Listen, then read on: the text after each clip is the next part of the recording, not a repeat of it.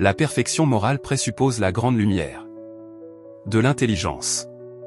Les richesses agrémentent et rehaussent une maison, la vertu agrémente et rehausse la personne.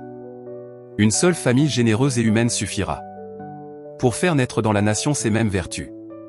Vouir un homme bon et talentueux et ne pas le distinguer et ne pas le traiter avec tout le respect qu'il mérite, c'est lui faire injure. L'homme d'une vertu supérieure persévère invariablement dans le milieu. On considère le bien comme si on ne pouvait l'atteindre, on considère le vice comme si on touchait à de l'eau bouillante.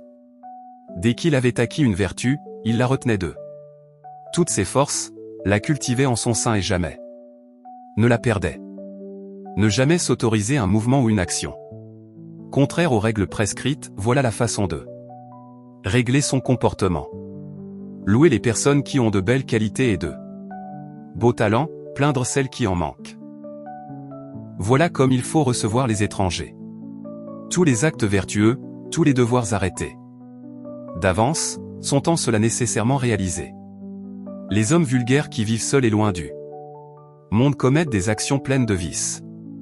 L'homme d'honneur est libre de toute crainte et de toute inquiétude. Revenir chaque jour au bien, rapproche de la nature primitive de l'homme sous l'effet de l'amour de la vertu et de la haine du vice. Un homme qui n'a pas réformé ses inclinations injustes n'est pas capable de mettre de l'ordre dans sa famille.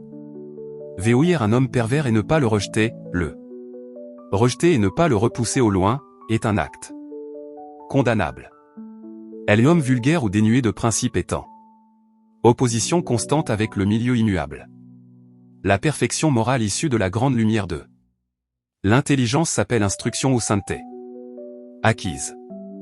Seuls les hommes souverainement parfaits peuvent être capables d'éradiquer les derniers vestiges du vice dans le cœur des hommes.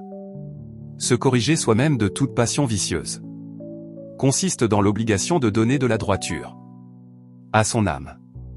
La loi du devoir est en elle-même loi du devoir. La règle du devoir consiste à associer le perfectionnement extérieur au perfectionnement intérieur. Oh, que la loi du devoir du saint homme est grande. Elle est un océan sans rivage, elle produit et maintient tous les êtres, elle touche au ciel par son élévation.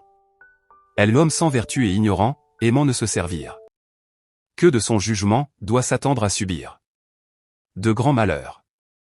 Un homme pleinement vertueux s'applique à mettre en pratique tout ce qui attire le respect, et permet en cela une bonne harmonie entre tous les états. Elle est homme qui se consacre à l'étude du vrai et du bien, qui s'applique sans cesse et avec persévérance à ce but, n'éprouve-t-il pas une immense satisfaction? Est tout près du savoir moral celui qui aime étudier ou exercer sa pensée à la recherche de la loi du devoir. N'est-ce pas le caractère de l'homme extrêmement vertueux que d'être oublié ou méconnu des hommes et de ne pas s'en exaspérer? Des expressions enjolivées et fleuries et une apparence recherchée et maniérée vont rarement de pair avec une vertu sincère.